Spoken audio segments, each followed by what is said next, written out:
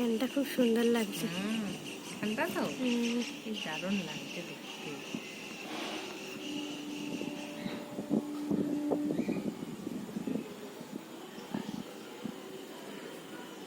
হ্যাঁ, উপরে উঠে কর, উপরে একটু অন্যরকম দেখা যাবে।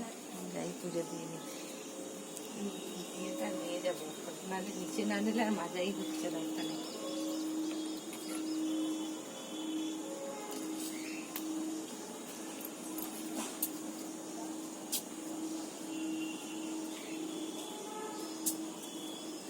ছাদটা একদিন ঝাঁপ দিয়ে দিলে ভালো হয়। নোংরা হয়ে গেছে। ওইখানে তো কাঠের গুঁড়িগুলো লাগিয়ে হয়ে কি অবস্থা।